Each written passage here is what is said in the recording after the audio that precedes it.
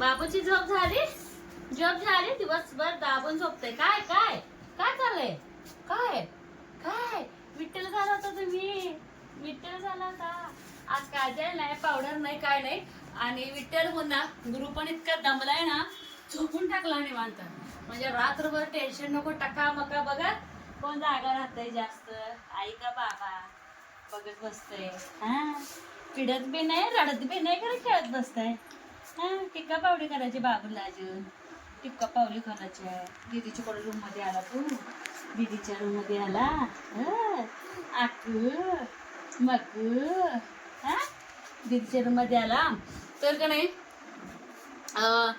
खूप मोठा व्हिडिओ होईल म्हणून काय केलं माहिती का मी, तर गुरुचा शूट जो होता फोटोशूटवाला त्याचं सेपरेट टाका बोलले. तर छान वाटतंय तेवढंच. आणि इतकं भारी वाटलं ना आज त्याचं फोटोशूट केल्यामुळं. आज 3ऱ्या महिन्यातल्या फोटोशूटला तो अगदी व्यवस्थित बसला. पहिल्या फोटोशूटला वाकड तिकडं झालता, दुसऱ्या फोटोशूटला झोपला होता ना ग, झोपला होता, झोपायच्या ह्याला आला होता, रडत होता, झोपायच्या घायला आला होता.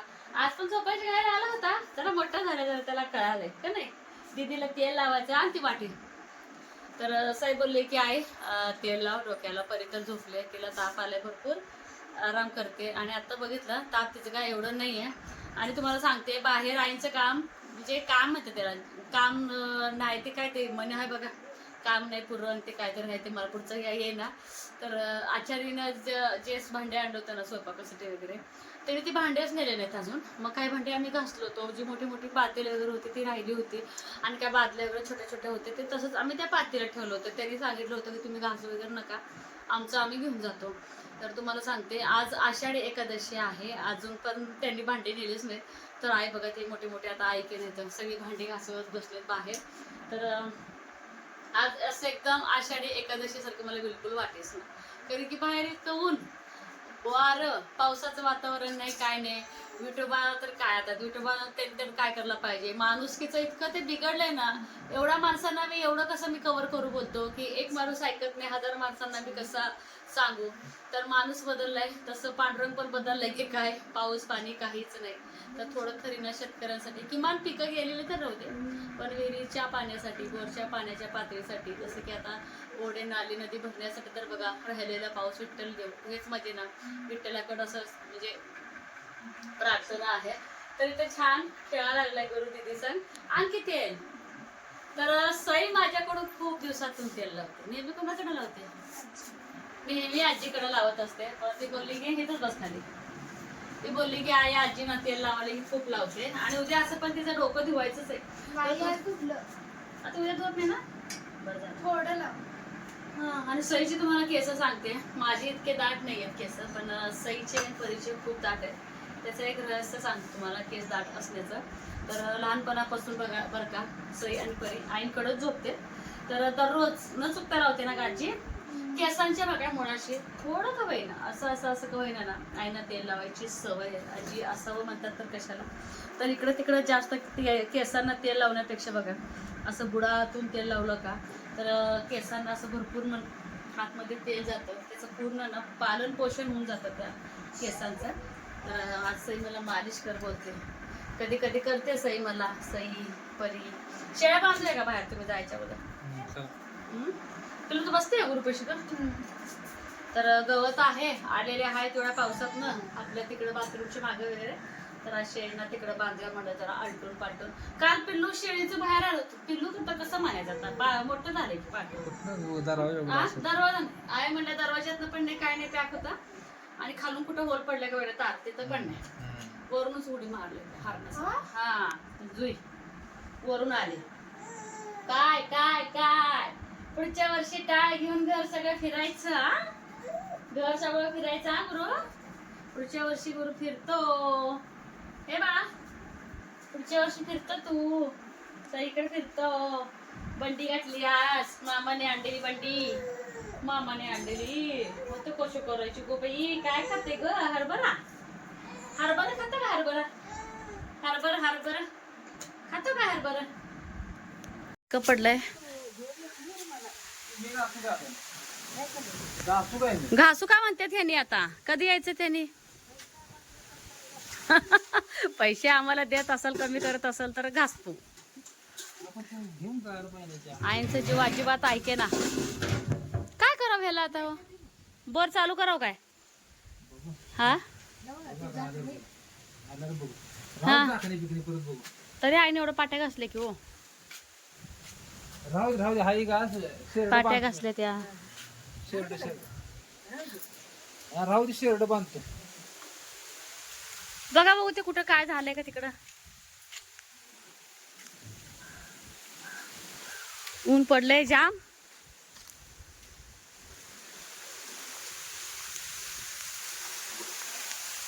फुलं गळा लागले बघा ह्याची आई यायला लागलेले.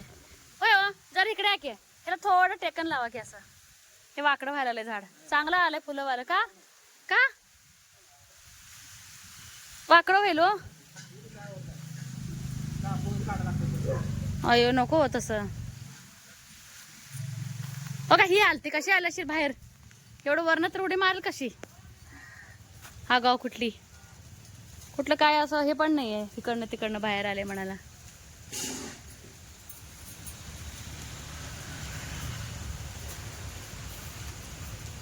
कुठे आहे कासर यांचे.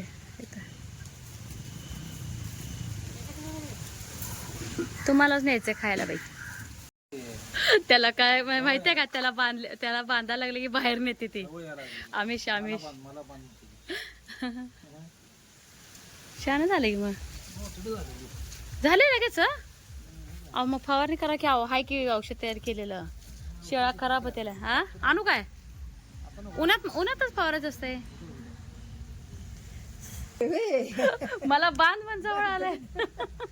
बाहेर बाहेर बाहेर बाहेर यायला मिळते म्हणून. भीती वाटते. आपण हाय लक्ष द्यायला. नाही सांगते घे ना.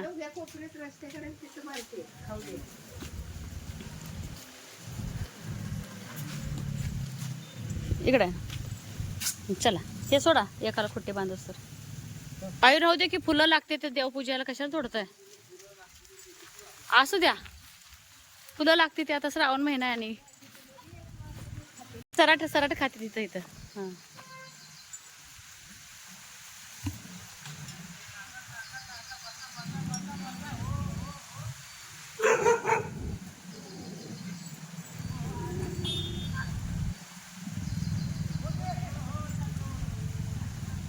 खाय रे बा चांगलं.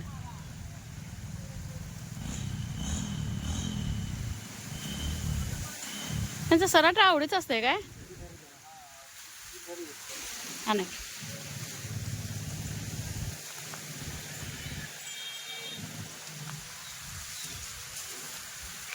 भरपूर आहे सराट आहे इथं.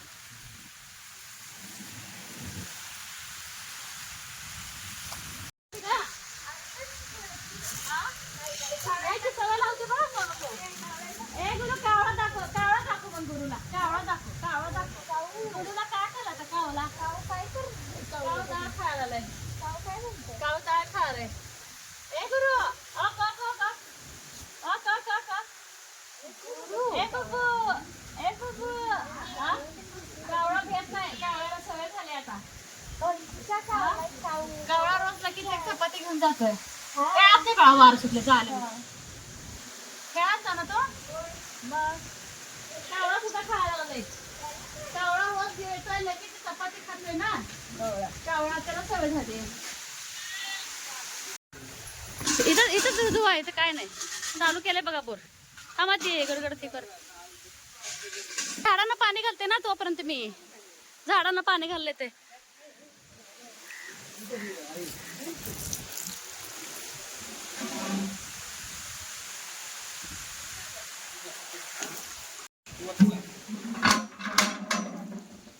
तोच तर मी तिकडे जरा घालते पाणी झाडांना.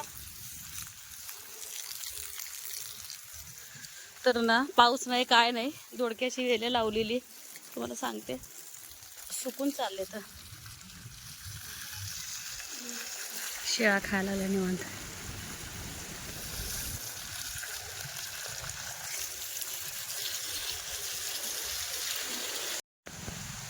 तर तिकडं हे दोघं खरकट काढूस तर पाणी द्यायचं चालू आहे.